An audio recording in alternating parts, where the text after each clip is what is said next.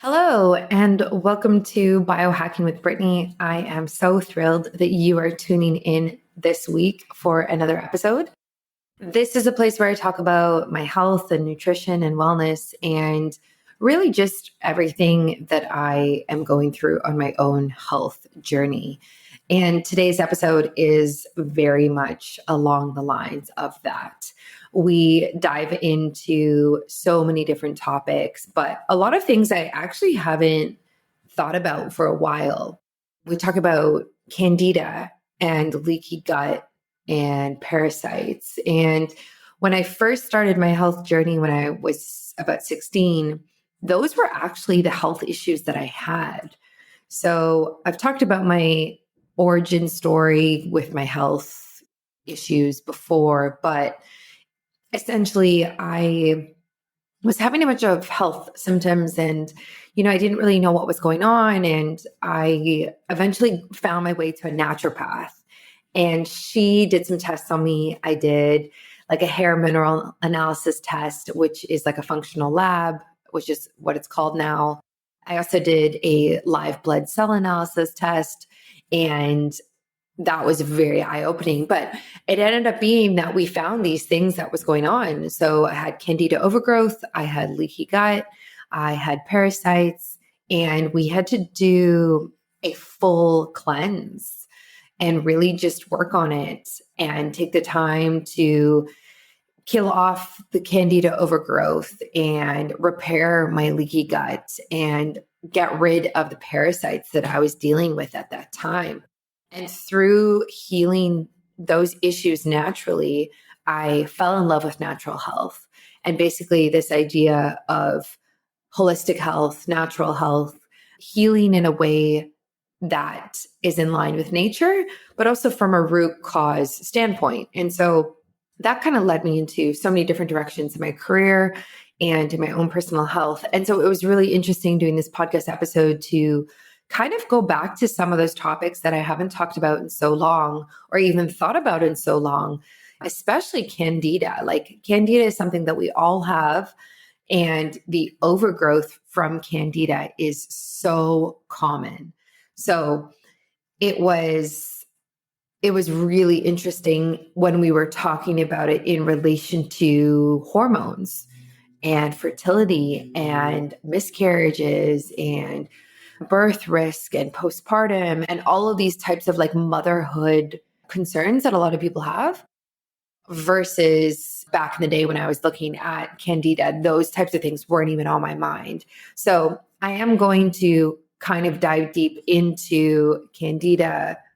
So I am definitely going to look at his book and do further research into this because I'm so curious about the link between candida overgrowth and hormonal imbalances.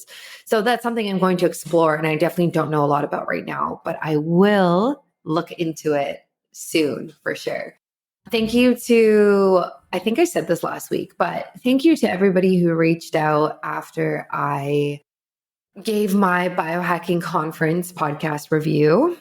I got a lot of feedback from that review, and it has been so interesting to kind of make sense of it and navigate it. So I just want to say a couple of things. First of all, the people who are reaching out and like in low key inquiring about names and stuff like that, I'm not going to give names and I'm not going to say names because that's not the point. And I don't want to throw anybody under the bus directly like that. And I had someone reach out. Well, I've had a few people be like, who was it who did X, Y, and Z? Because I don't want to follow them anymore and I don't want to support their work. And it's like, it's not the point. Like the point is just to be able to have open, honest conversations and reviews about things. And there's no hard feelings or anything like that. And so you get to decide who you support and you follow. And I don't want to necessarily impact that directly. And what's also been interesting is the amount of people who've reached out who have agreed with what I've said and who've actually told me more. That has been so interesting. So, like I kind of said on that episode, there were some things that happened that were distasteful, I guess, in my mind. And I've had so many people reach out and be like, I saw that same thing. I felt that same way. And you don't know this, but X, Y, and Z happened last year, or this happened a few years ago, or this is something that I've been thinking about, or like, I know this about this. And so it's really interesting to kind of see it clearly now for everything for what it is. So regardless, my stance is still, I had an amazing time. It was awesome to see so many brands and influencers, content creators, and people in person. And I'm really thankful that I went.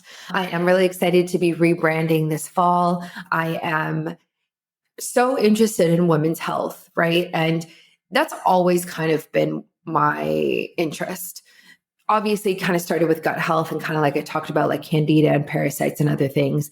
But through my own health issues, it has transformed into hormones and mild PCOS and irregular cycles and cycle syncing. And how do we basically optimize women's health from a holistic standpoint? And so that's kind of where I'm moving towards now as my brand changes and evolves. And I think that's really normal and natural for brands to do that.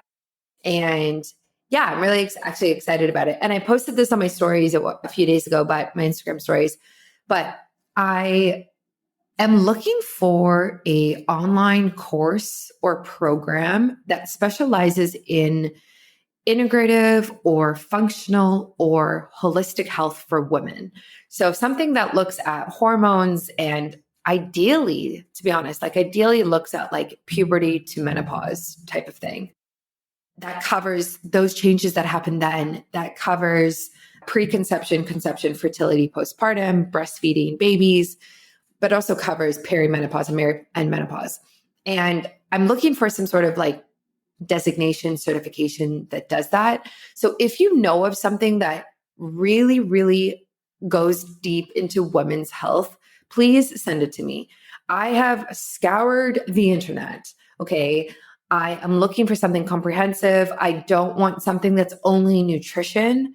And I don't want something that's really focused on being like a health coach. There is a women's health coach program out there. But the thing when I looked at it is like 2/3 of the program is focused on like running a business and teaching you health coaching skills, like coaching skills. And I don't want that. I am developing an online community right now through Mighty Networks, and it's going to also be an online course. And my skill set is very much focused on like software and like using software for creating online programs and courses and stuff like that. I don't want to do one-on-one. So I don't want to invest in something that teaches you coaching skills. Also, when I was studying to be a holistic nutritionist, I did a bunch of that. So I've already kind of done that. So I'm looking for that next level certification. And it sucks because I haven't really seen anything. And, I'm open to different schools. Like I'm open to a private institution or college or university. Like I am very, very open to studying in different ways. I'm just not seeing something out there that really gives me what I'm looking for, that says like, okay, let's solely focus on women's health. And here's how to support people. And here's what to do with endometriosis, or here's what to do with like fibroids, or, someone who has a hysterectomy, like this is the recommendations from a holistic standpoint. And here's the nutrition and the supplements and the lifestyle and the biohacks, right? That's kind of what I want to do and create this like space for women. So I'm not seeing that out there. If you see something or you know something, please, please, please message me. I don't care what country it's in. I don't care the cost. Like it doesn't matter. Just send it to me. My DMs are always open. So without further ado, a shout out to AG1. I love this powder. If you have been following me closely, you know that I am drinking a gallon of water a day right now. And let me be the first to tell you that this is so much easier when you have AG1. So I have a new Stanley cup. It got given to me from other ship, which is like a hot, cold place, sauna place in Toronto, Canada. Anyway, so they gave me this Stanley Cup and it's 1.1 liters. So I have about 3.5 of these a day. And one of them is AG1. And when I have AG1, it makes it so easy to drink because it's so tasty. It has minerals in it, vitamins, probiotics, prebiotics. It's so, so good for you. It's like a one and done, an absolute. If you have not tried AG1 at this point, you need to. Seriously, you need to. It's so worth it. Just try it. Try it for a month. Like, what's the harm, right? Like, you're just nourishing your body. You're kind of filling in all the blanks and the holes that might be there from your diet. So I really, really suggest it. Linked in my show notes and on my website, biohackingbrittany.com. I have a shop with all my affiliates. Go for it. And if you haven't grabbed a copy of my menstrual cycle guide, you need to right away. I created a guide called Ebb and Flow Cycle Guide. And this is all about cycle syncing. It teaches you how to live in harmony with your cycle, what food you should have during what phase, what supplements you should have during what phase, lifestyle, biohacks, everything during the different phases of your menstrual cycle. And this is a must. If you are, it doesn't matter where you are in your cycle phase, like maybe you're young and you're 20, or maybe you've had kids and you're like 45, whatever, doesn't matter. It is so helpful to understand your menstrual cycle and understand what happens, understand the hormones, and really what we need to do. I also talk about seed cycling in it as well. And if you've kind of been following me as well, I post a lot about seed cycling and the different seeds during the different menstrual phases. So the recipes are in there and you can grab that. I think it's $27. If you sign up on my website, there is I think it's 20% off even. Yeah, it is. So sign up for my free hormone balancing chocolate recipe. Then you get a 20% off discount code through there. And then you get 20% off, $27, which is like, I don't know, $24? I don't know. So go try it out. I have had such positive reviews from this guide and it's a must. It is a must. So please download it and write a review as well. It would mean so much to me. Enjoy this episode. It's so helpful. It's so educational and insightful about Candida, hormones, leaky gut, parasites, all of it. Enjoy, and I'll catch you later for another episode. Okay, welcome to Biohacking with Brittany. I am so thankful that you are joining me this week for another episode all about health and wellness. And today we are going to dive into Candida, supplementation, testing, and all sorts of things like that. Joining me on the show, I have Dr. Michael Biamonte, and he is the founder of Biamonte Center for Clinical Nutrition. He is also a co-creator of BioCybernetics, which is an unprecedented computer software program that is able to study blood work, mineral tests, and many other lab tests to determine exactly where your body is imbalanced, which was initially designed for aerospace purposes. That is so cool. Dr. Michael, welcome to the show. Thank you. Thank you, Brittany. I'm very happy to be here. I'm very happy to discuss the way nutrition and these naturopathic treatments should be done, because there are so many people out there who have a lot of false data. So it's good that we try to give people the right direction to go. Yeah, absolutely. So before we dive into all of that, can you tell us about your specialty and how you became involved in this field? Let's see. I was in naturopathic school, and in naturopathic school, my specialty was the interpretation of different testing, particularly blood work. What I specialized in was taking standard blood work like an SMA-24 or a SMAC-26 and being able to read into it from a nutritional standpoint. I studied the work of Dr.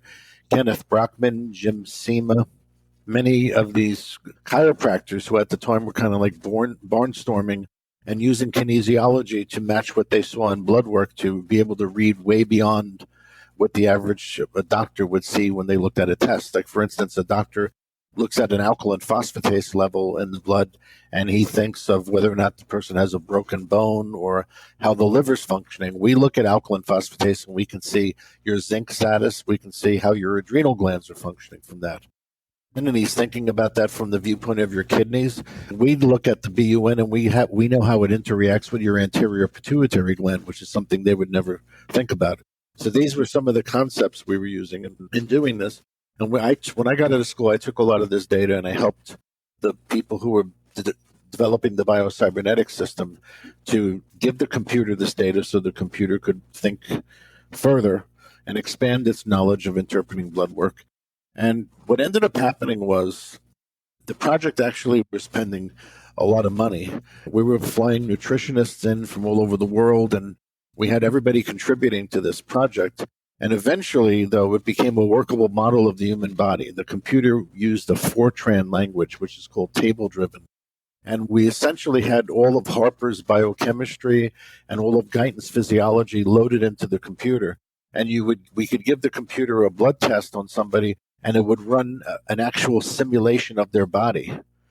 And as it's running the simulations of the body, if any of those blood test parameters were out and they were not in the right range, and by the way, we use a range that's within the medical range. How we get our range is we take the low end and the high end of the medical range, add them together and divide by 2. And then we go plus or minus 5 on either side. So when the computer finds an out point, the computer traces the physiology back from a nutritional standpoint, and it looks to see what nutrients are either in excess on that pathway or deficient, or if there's a toxicity on the pathway that's interfering with it.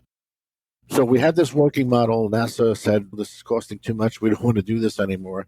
So we asked Grumman, because we were working for Grumman to do this. We said to Grumman, what do we do with this data we have now? So Grumman said, you guys can keep it. So we took the computer, we took all the data, and the 7 or 8 of us that were involved in the project, we started our own private practices using this computer. So patients would come to us, we'd get their blood work done, we get hair mineral tests on them and various tests. We put it in the computer, and the computer would give you this whole program for the person. And the programs worked great in about 75% of the people. And in about 30% of the people or so, people had strange reactions. They didn't get the results we expected. They actually took the vitamins and had. So I volunteered to find out what was different about these people and why it wasn't working on them. Some of the people we found weren't doing it correctly, as you always get. Some of them we found out were just having detox reactions. They were mercury toxic, or they had some kind of either toxic metal or a toxic. Nowadays, we have better tests to identify. So they were detoxing, so we found that, but then there was still this group of people, and it didn't make sense why they had these strange reactions and didn't tolerate the program. So I volunteered to take all their folders and study their folders and find a common denominator, and what I found out was they had Candida. So then I started to learn about it in a toxic way with Candida. But I didn't really know much about Candida, so I told these people, look, you have Candida, go to your medical doctor, tell him you have Candida, let him treat you. And when you're finished with the treatment, come back and we'll put you on the program. This is how naive I was. So these people would call me on the phone. They said, well, the doctor said there's no such thing as Candida, or said the doctor says everybody has Candida, so it doesn't make any difference. Get all these ridiculous things. So I said, well, do this for me. I said, go to see Dr. Robert Atkins, because I was in Manhattan practicing. I said, go to Dr. Atkins or go to Dr. Ronald Hoffman, because these are functional medical doctors. They know about Candida and they'll treat you. So people went, and then a couple of weeks later, they called me back and they said, well, that's much better. These people understood what I was talking about, and they gave me a diet and they gave me all these things. And I got better for a while, but then I started to get worse again, and I don't understand why. So I then decided I had to figure out how you what Candida was all about and how you handle it. And after about 10 years of research, I pretty much had my protocols in line. And in 2016, I wrote my book, The Candida Chronicles, which is actually goes over my journey of how I discovered Candida and on all the tricks that I learned that Candida pulls on people and why it's so difficult to treat. In the book, there's a section that we call Logics and Axioms. And in that section, it just goes through many of the simple rules I discovered of how you can mess up treating Candida. Now, first off, understand that everything I learned by listening to my patients, by listening to what the patients told me didn't work, what the doctors were trying to do with them that didn't work. And I took that data and I went back to the theology and probiotics, and I found the answers there in the book. So they would tell me, well, the doctor gave me this medicine, and after about a month, it stopped working. So I went back in the textbooks and I found that Candida is highly drug resistant. And after about 21 days, the mother cells of Candida will mutate and they start to impart DNA data to the daughter cells, telling the daughter cells how not to be killed by the drug that they're being exposed to. So that was the first major breakthrough I made. And in learning that, I understood that you had to rotate antifungals. So people on our Candida programs, we give them maybe 4 or 5 different antifungals, and they rotate them every 4 or 5 days to avoid that drug resistance setting in. Because if you keep taking, as an example, nystatin is one of the most common antifungal drugs.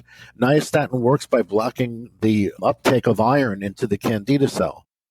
But if you nystatin, after about 30 days or so, the Candida becomes drug resistant to it and it gradually stops working. So I determined that you had to rotate the antifungals. That was a huge breakthrough for us in those early days.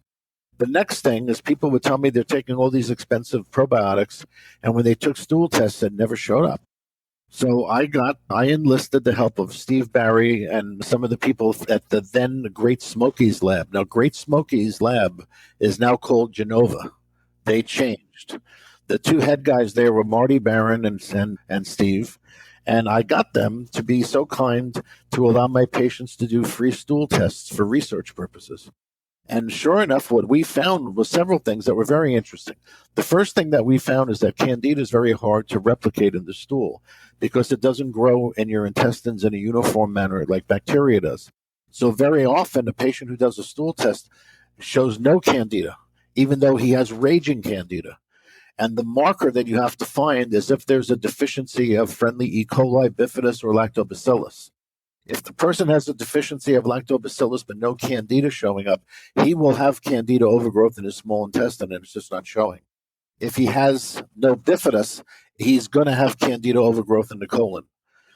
And also if he has none of the friendly E. coli, he can have the Candida overgrowth anywhere. We determined at that point, once we understood that interpretation, that there had to be a reason why the bifidus and the acidophilus wouldn't show in the stool test, even though these people were taking really heavy amounts.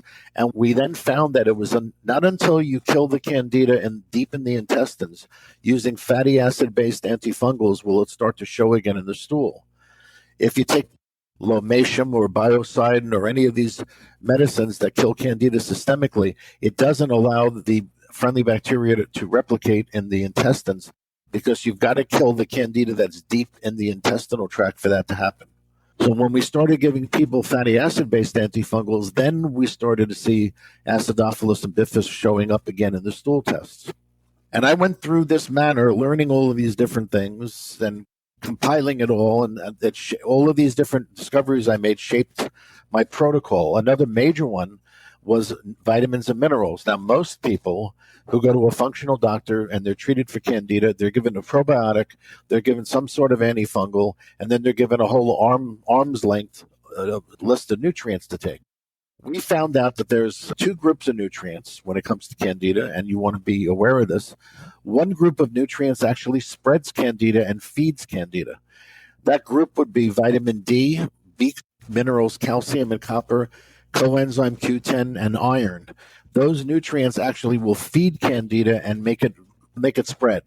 There's another group of nutrients which act as antidotes against the antifungals that you give people. And that group basically would just be, you can just summarize it and say it's all the antioxidants. Now, why could that be? How could that be? Well, most medicines, whether they're prescribed or whether they're botanical, do it by creating oxidative stress against the Candida membrane. So when you take an antioxidant supplement or nutrient, that nutrient is blocking the oxidative stress that's forming against the Candida membrane, just like it's blocking the oxidative stress that occurs in your cells or against your cell membranes.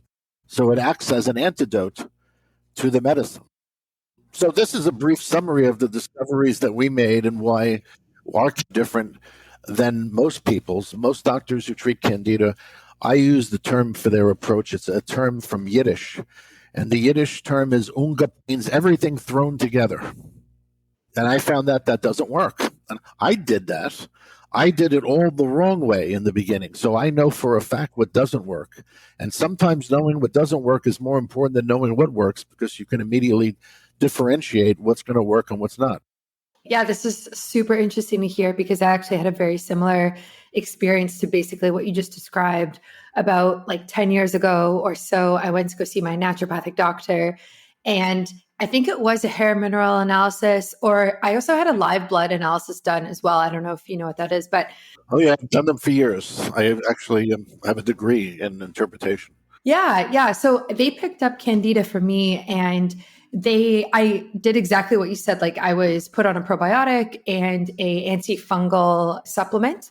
And yeah, I haven't been tested in so long since then, but I think it did somewhat help.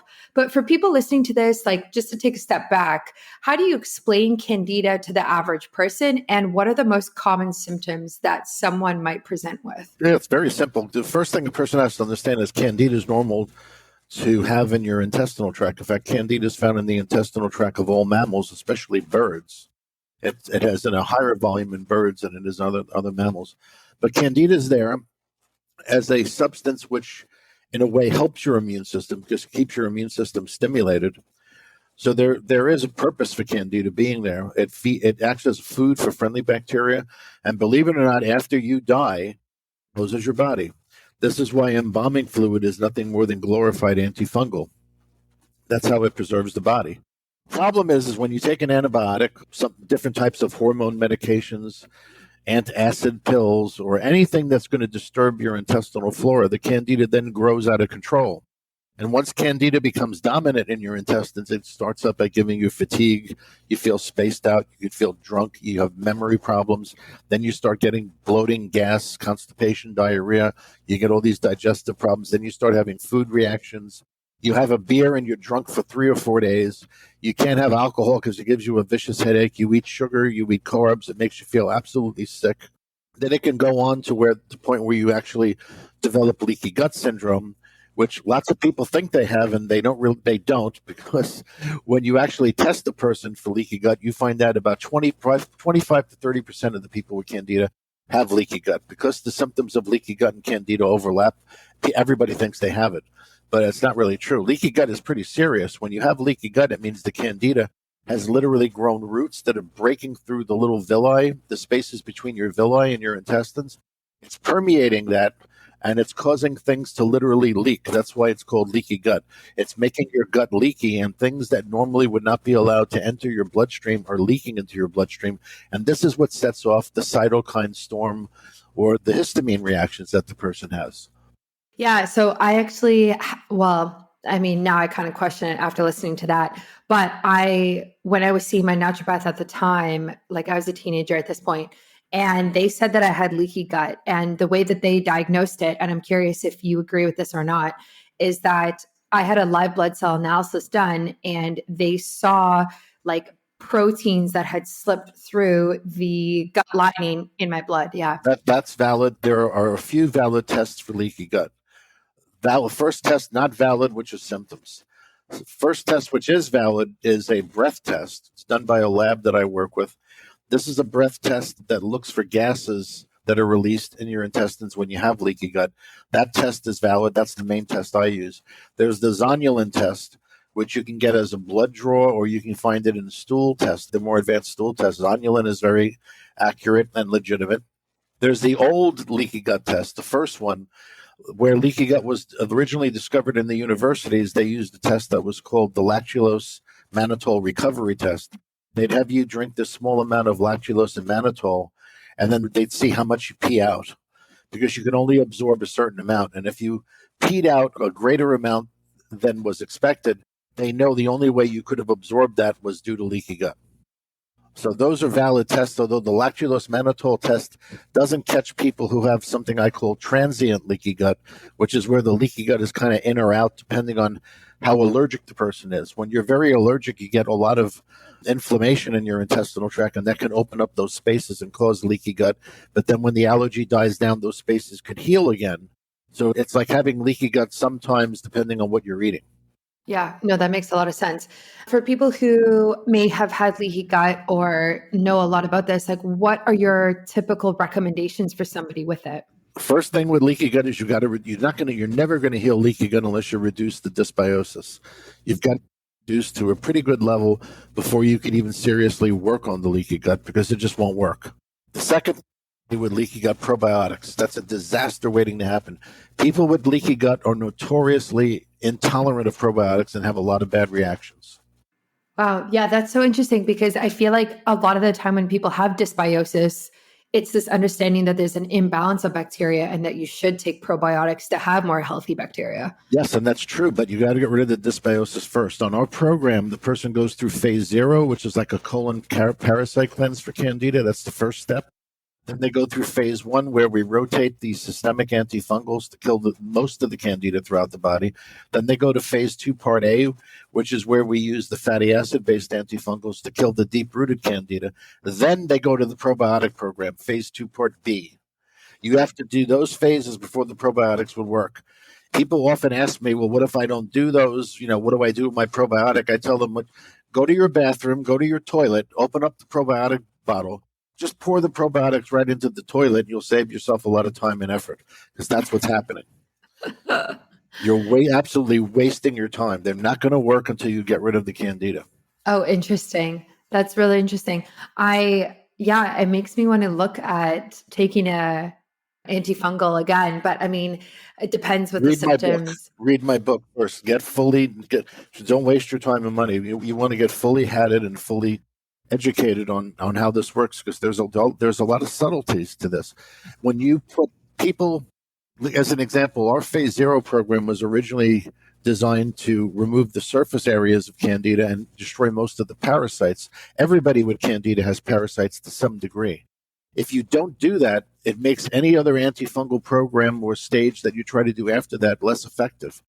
But the phase 0 now has evolved to being a combination of supplements which not only destroy the parasites in Candida mechanically, not in a drug-like fashion, but mechanically, by binding to them, by cutting into them, by enzymatically digesting them. And also, the second stage of our phase 0 contains fibers and different nutrients which help your body handle the die-off that you're going to get. And somebody who does an antifungal program without doing phase 0 first, or doing phase 0 at the same time, concurrently with the antifungal program, has 2 to 3 times more die-off that they're unable to handle.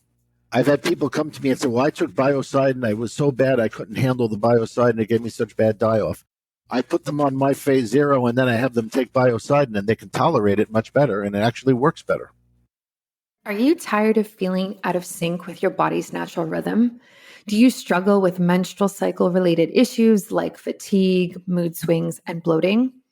If you're looking to optimize your health and well being, look no further than the Ebb and Flow Cycle Guide. This comprehensive guide is designed to help you better understand and work with your menstrual cycle so you can improve your energy levels, reduce PMS symptoms, and gain a deeper understanding of your body. With in-depth information on each phase of the menstrual cycle, you'll learn how to adjust your diet, exercise routine, and self-care practices to better align with your body's needs. One of the biggest benefits of the Ebb and Flow Cycle Guide is its user-friendly format. The guide is easy to follow and provides clear instructions on how to optimize your health throughout each phase of your cycle. Plus, it's packed with valuable information and insights that you won't find anywhere else. So whether you're a seasoned biohacker or you're just starting out, the Ebb and Flow Cycle Guide is the perfect tool to help you optimize your health and live in harmony with your body's natural rhythm. And with my expertise and guidance, you can trust that you're getting the best information and advice available. So why wait? Head over to biohackingbrittany.com to get your copy of the Ebb and Flow Cycle Guide and start living your best life today.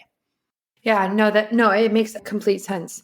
Do you find in your professional experience that Candida and leaky gut is more common now than maybe it was 10 years ago, 15 years ago? Good question. No, I can't really say that. I can't really say that. I think ultimately the things that make people susceptible are first off, to quote the Merck manual, the indiscriminate use of broad spectrum antibiotics. I think people maybe are now a little bit more aware of just not taking antibiotics because they've heard of antibiotic resistant illnesses. So maybe people are hipper to that. But as far as using prednisone, cortisone, estrogen medications, antacids, which are the other things that cause candida, I don't think that we've really learned or the public education is out there on that. Because those things cause candida just as easily as antibiotics. So I don't know about that. I'd have to say I don't know. Maybe people have a friend, or that friend has a friend who had candida. So maybe from that viewpoint, they may know a little bit more about it. But you couldn't tell by the amount of new patients we get with candida that it's any less prevalent.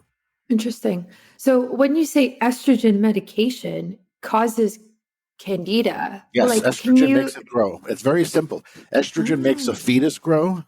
Estrogen is a growth stimulator, and candida is highly estrogenic as an organism.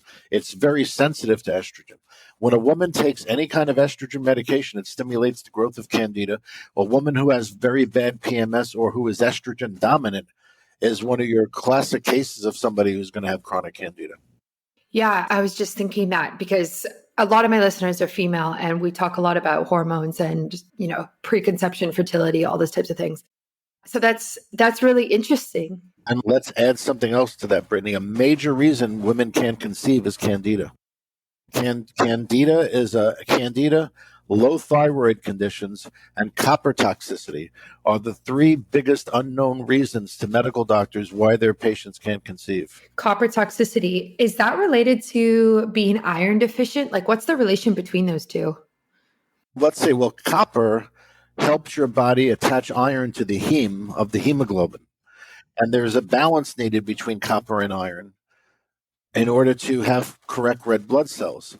If you have excess copper, the copper will suppress the iron and not allow proper transport of iron and copper into your tissues and into the hemoglobin. So high copper can suppress iron. No, that makes sense because I have talked about it before on social media. And I was talking to a woman who said it's not necessarily that people are iron deficient, it's that their copper is actually imbalanced or elevated. Exactly. Yeah, or it could be deficient. It can go either way, which is the interesting thing about nutrients for a second. If we look at that, it was one of the third stage of our program is after we've gotten rid of the candida, we then do functional tests like hair analysis and different types or the oats test and many different types of functional tests to determine where the person's deficient or toxic. So a person finishes my candida treatment, the first thing they do on phase 3 is we test them for toxic metals and toxic chemicals that are in their body, because those are things that will interfere with proper nutrient utilization, and those are things that could cause the candida to come back. And you can be toxic in something, and the toxicity will cause a deficiency. So you've got to clear that out. And once you clear that out, now you can say the person has a clean slate, and now you can see what they're doing from a functional end, how they're doing nutritionally, what their balance is functionally. Now, at that point, you start to see where imbalances of nutrients are giving you the apparent deficiency. There's two ways to look at it. If you can have an elevated level of a nutrient or a mineral, and that is biologically unavailable to your body. It's not an absolute deficiency. An absolute deficiency is where the level is just low. Like a person has very low calcium and they develop osteoporosis. There's a different type of osteoporosis that can occur, which is where the calcium is biologically unavailable and they're building up what we have called for years the calcium shell. It's where the calcium is not being utilized. It's depositing in their circulatory system. They're going to develop arterial sclerosis. They're going to develop circulatory problems due to this calcium that's dumping into their circulatory system, but it also dumps into their muscle tissue. So they're literally developing this like calcification from within. They have, when you test them, their calcium levels are really high, but it's not biologically available. And very often it's not available because they're deficient in magnesium, which keeps calcium soluble. They could be deficient in vitamin D, which transports the calcium. They could be deficient in a lot of things.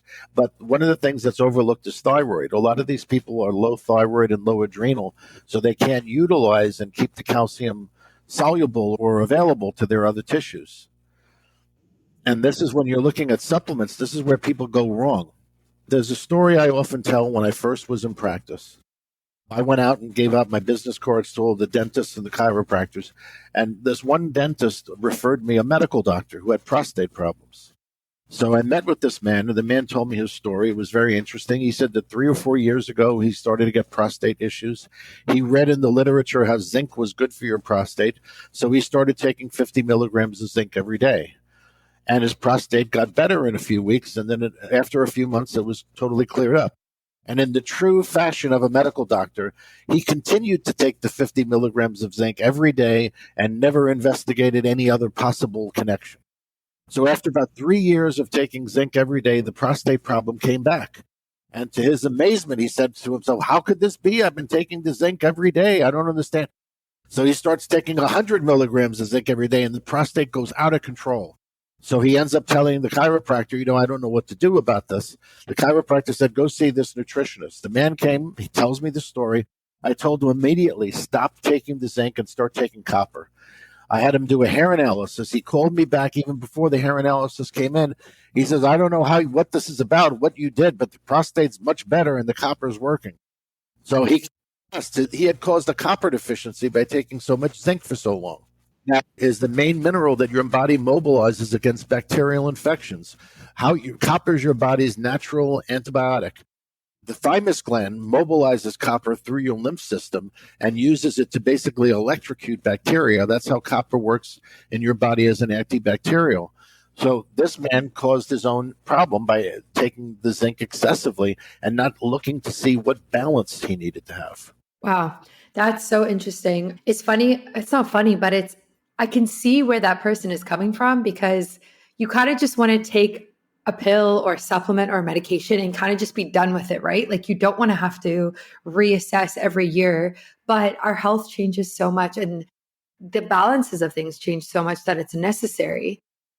It's not how the body works. You see, the body doesn't work the way the medical doctor thinks it does. The medical doctors are very myopic. They get into specialties where you have the doctor who looks at your eye, and then he refers you to the doctor who can look deeper into your eye, who refers you to the doctor who can touch the eye, but he can only touch one part. And he's got to refer you to another doctor who goes into another part. So it gets ridiculous after a while. You start to lose the understanding of what the body is. The body is a biological self-regulating mechanism. That's where we got the word BioCybernetics from. It's a biological self-regulating mechanism, and in order to self-regulate each other, it has different pathways and feedback loops that are really important, that where the body communicates within itself.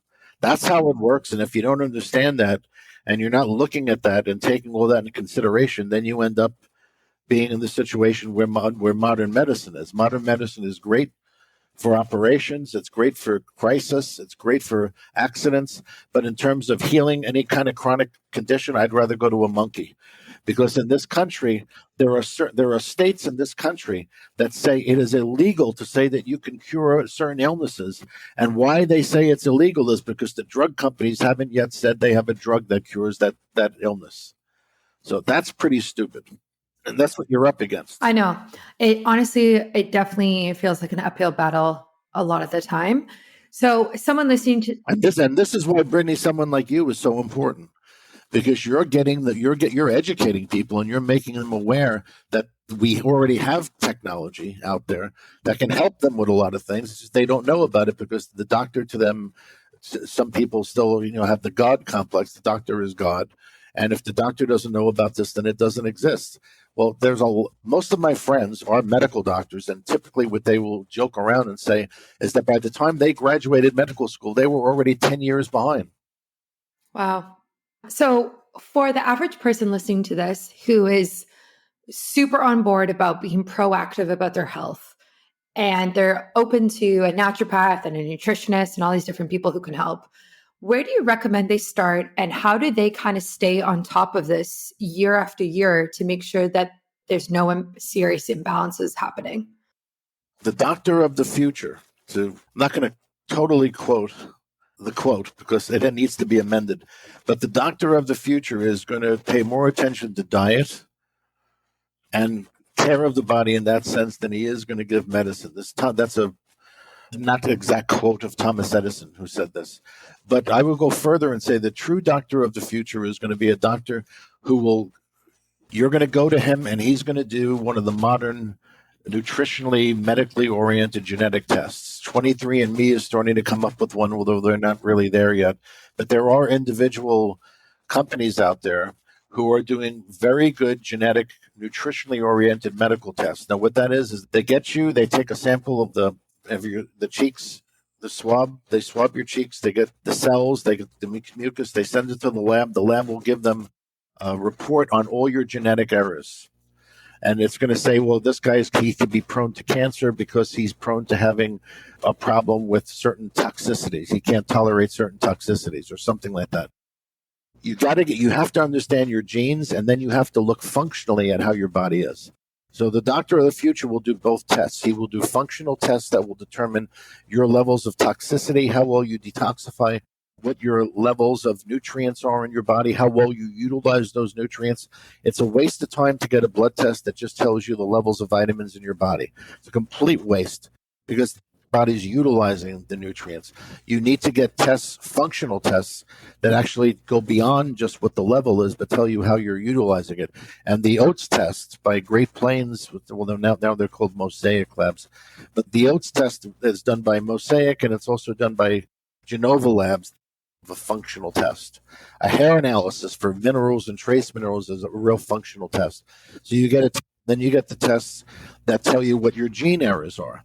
And this way the doctor can look back and forth. He can say, well, genetically you're predisposed to this, but it's not, but we know you're predisposed to it, so we can do things now to try to counterbalance that.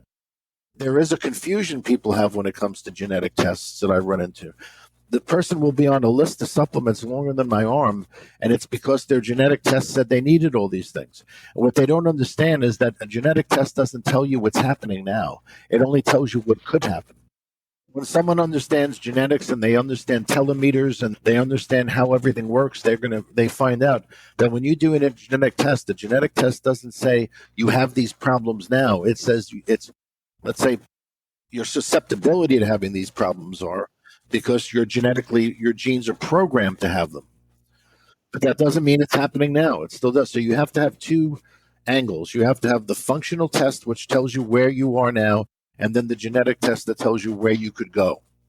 And that's what the doctor of the future will do. Yeah, absolutely. So I've had my genes done, and it's really helpful because it's like a blueprint, right? So it says like, this could happen. You're more susceptible to this. You're more prone to this, but it doesn't mean it will happen. And it doesn't mean it won't happen. So it's just like one of those things where it's good to know and it's good to refer to. And when you do a gene test, you never have to do it again because your genes do not change. So that's true. You have it and you kind of have it for life. So when I did it, I did the full, like I used a local Canadian company here and I did the full spectrum and it was wonderful.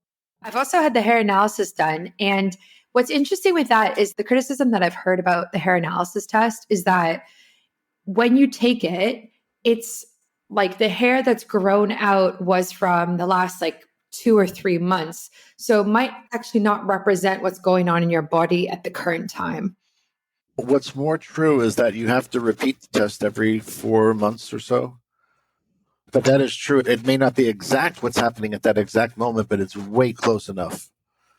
It's way close enough to be functional. But when you do the hair test, you do have to repeat it every 3 or 4 months so that you can see the changes. And so you can adjust for that because the test is going to show you what's changing or what's not changing. And either way is really important. Yeah. Oh, for sure. Oh, it definitely is important. I've heard about the hair test, which are that the test doesn't agree with blood. And there was one person telling me the reason doctors are quote, getting away from the hair test, which is nonsense because these labs are busier than ever, is because they were saying it doesn't agree with a blood test.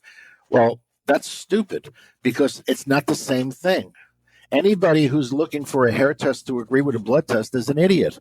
They don't understand you're dealing with two different things. Hair represents storage in your tissues. Blood represents transportation. It's not the same. They're not going to agree and they shouldn't agree. My next partner I want to talk about is Athletic Greens. So I take AG1 by Athletic Greens literally every single day. And I first gave AG1 a try when I was traveling to Costa Rica. I really wanted something to support my gut health, boost my energy, keep my immune system in check, and really just support me while I was traveling and not home. I quickly fell in love with it. And now that I'm back in Canada, I still take it every single day. And I take it in the morning before I have any type of coffee. Typically, it's like the first thing I have in the morning. And it makes me feel just fantastic. I feel like I'm starting my day off on the right foot. I feel like I'm covering all of my nutrition needs right from the get go, which is super important and such a healthier way to start than just having coffee on an empty stomach right away. So I'm just obsessed with taking it. And if you want to take ownership of your health, today is a good time to start. Athletic Greens is giving you a free, 1 year supply of vitamin D and 5 free travel packs with your first purchase. So those are the same travel packs that I took when I was flying. Go to athleticgreens.com/biohacking with Brittany. That's athleticgreens.com/biohacking with Brittany to check it out today. It's also linked in my show notes and on my website everywhere. Yeah, no, that's really good to know. I get my blood tested a lot and I don't get my hair tested a lot, but this is making me want to retest it because I think, like you said, like there's a difference between your results there. Yeah. Who knows how to interpret the test? And that's something usually the people who know how to interpret the test the best are the ones who use trace element zinc. Trace element zinc has the best interpretation of any lab by far. Dr. David L. Watts, who's the owner and the head of research, is probably the world's greatest expert on minerals and trace minerals.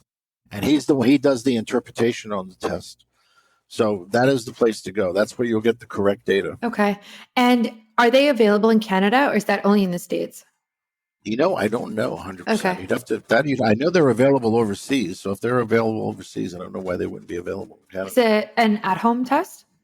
Yeah, you would cut the hair at home. They give you a little kit. There's a cardboard scale that you kind of put together to weigh the hair because you have to have 0.4 grams, which is about 2 tablespoons. Yeah. Oh no, that's great. That's really cool. Like the last time I did this, it was with a naturopath, like in the clinic. So I'm happy to hear that it's at home and it's just more accessible to people now. Most everything is now at home. So you can do just about anything. Yeah, exactly. For people, especially for women, like I said, a lot of my audience is women and they are either trying to get pregnant or they're in their preconception, detox era right now. What do you recommend they do? Do you recommend that they start with a hair and mineral analysis test or maybe a candida test? Like, is there anything that you think would be pivotal that they should do before getting pregnant? Well, if a woman knows she has candida, she doesn't want to get pregnant because one of the most horrible things you've ever seen is a child who's born with candida from the mother. They're born with eczema, asthma, allergies of all kinds. They're that kid in the school who was always too sickly to participate in gym. It's just terrible. A kid's born with candida. It's a long road, and I tell you, I've treated enough of them. It's a long road, so you don't want that. You want to get rid of your candida before you can become pregnant for sure. And if you have candida that's more than the average person, is it for sure that you would pass that on to your kid if you're pregnant? Like, does Yes, that always happen? absolutely. Okay. Always happens. Because of the proximity of where the candida grows and the birth canal, children almost always pick up large amounts of candida as they go through the birth canal. Yeah. I figured it would be through the birth canal, but I was also just thinking, like, even if you do a C-section, but C-section is, believe it or not, the way you can avoid that problem, but that's not. People obviously don't want to do that. You want to have a natural birth, but if you do and you have candida, it's no good. But if a person isn't conceiving, one of the first things they want to do is check and see if they have candida. They want to take their body temperatures. And if their body temperature is consistently below 97.8, they want to strongly consider that they have a low thyroid problem, a thyroid problem that's undiagnosed. And if the listeners are interested, we just released a new thyroid program that's based on the work of Dr. Bruce Rend, Weston Childs, and also David L. Watts from Trace Elements. We have 3 areas of major missing information on thyroid that are covered by this program. And if your listeners want, they can email me and we can email them the article. Yeah, I would love to read that. So for that body temperature, you said 97.8, right?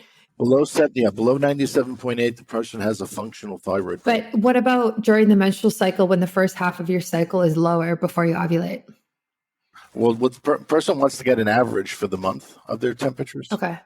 Yeah, I just, because that's what they want. Yeah, I take my temperature every morning, so I know it very well, but I've never calculated the average over 30 days. So that would be you want to do it actually three times a day, and your temperature is going to change. It's going to be lowest in the morning, and it's going to be tends to be higher as the day goes on. It's just like your pH. That's a very confusing thing for people.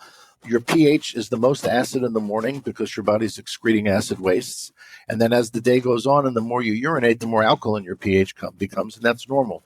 And that there's an inverse that's true with your body temperature. As the day goes on, your temperature tends to get higher because you're outside in the sun, you're moving around, so you're raising your temperature.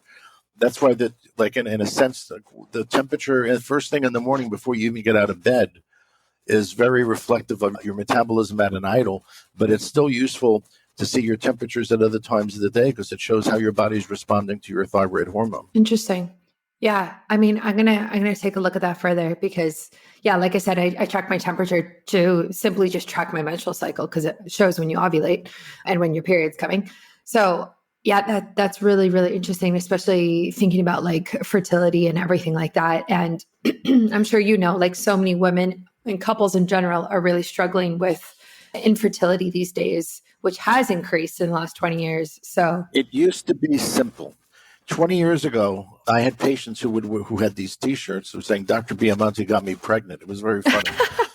But the point was then, people with Candida wouldn't conceive. People who were copper toxic wouldn't conceive. What the problem was pretty easy to find. Nowadays, the more polluted our environment gets, the more xenobiotics we have in the environment. There are so many xenobiotics that are estrogen imitators that they act like a constant birth control in people. So the best rule you can pass on to the people is be really careful with what personal care items you use, that they don't have a lot of xenobiotics and phytoestrogens, which get in your body and trick your body into thinking your estrogen's higher than it is, because that acts like a natural birth control. Try to eat everything organic. Stay away from GMO foods because GMO foods are absolute poison. That's why they're banned throughout Europe. You can get GMO foods here in the United States. You can't get GMO foods in most places in Europe because they've been banned. And GMO foods are one of the things that mess up your DNA. Unfortunately, I'm going to say this, it may not be politically correct enough, but the COVID vaccine is another major reason why somebody wouldn't conceive. Because the COVID vaccine creates absolute bedlam in your body. And some people, depending on their genes, it's going to hit them faster and harder than others. But I can tell you, since COVID and since mass vaccinations, my practice has doubled. And the people who've had vaccines and come to us with all these side effects. So the vaccine is another reason why somebody who has been vaccinated has to go through a detox program to detoxify from the vaccine. And I have several different versions of it that I've developed with the help of some other doctors, where we can detox the spike protein. It's supposed to leave your body within 6 months. Now, since there are blood tests available to test for the spike protein, we find people that have it ever since 2-3 years. It's still not out of their body. Wow. I am super curious to doing that because unfortunately I got vaccinated and don't want to talk about it. But I have been talking to another friend of mine who actually has a detox program as well. She's been helping women who have been vaccinated here in Canada. And it's really interesting, but I'm super curious what yours says and what yours recommends because detoxing the vaccine is number one. First, make sure that any DNA from the virus itself is out of your body.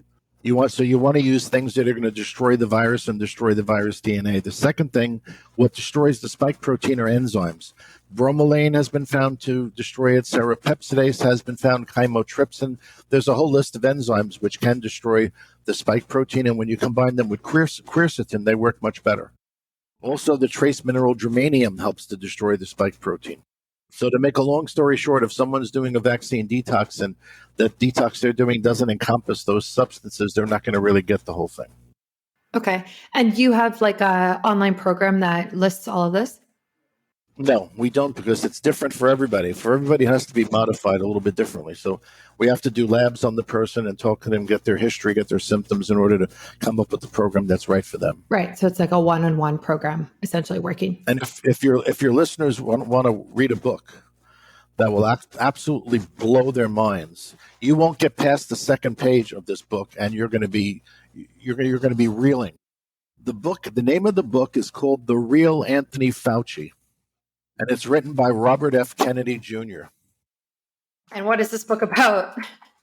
It's about Anthony Fauci and what he really did and what he's really up to. And Robert F. Kennedy Jr. has his emails, and he publishes them in the book. He explains the relationship between Fauci and Bill Gates and how they're basically both really interesting characters. Okay. I am going to look into that because I am super curious about reading that. And I know my listeners will be as well. And I will link to your website. Is that where we would find your program if people want to do some sort of vaccination detox?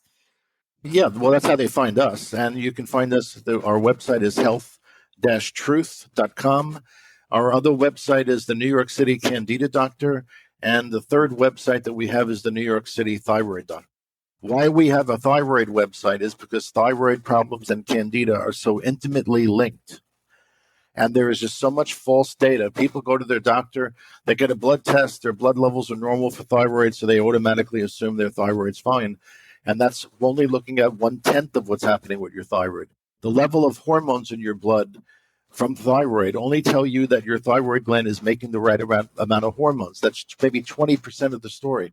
The other 80% is how well are the hormone receptors for thyroid accepting that hormone, and are they metabolizing the hormone? For those of you who remember some of their biochemistry from high school, your thyroid hormone enters the electron transport chain, and then through the electron transport chain, it goes to the Krebs cycle to actually ignite in your mitochondria your food substances into heat and energy. That's why your body temperature is actually your best reflection for how your thyroid is working. Because if you're not making heat and energy, your thyroid hormone is not being utilized correctly. Yeah, no, that makes a lot of sense. I will link all of that in the show notes and on my website so people can find you. Thank you so much for coming on my podcast. This has been so informative, and I'm so excited to kind of dive in further to some of these topics that you have talked about. Best thing to do is get my book, The Candida Chronicles, because it goes through so much more in detail that I could do in 3 hours on your show. So you'll learn everything that you need to know right there. Perfect. Yeah, I'm going to get that one, and I'm going to get the other one that you mentioned as well, because I'm always curious about these types of things.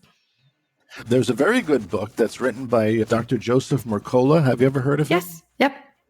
Dr. Mercola, a good friend of mine, wrote a book that's called The Truth About COVID-19 and the economic recess and the lockdowns and whatnot. And he names names. So that's also a very good book. Yes. Yeah. I've actually seen him speak before, and he's great. And I've followed him for a long time. So I think I have his other EMF book. Yeah.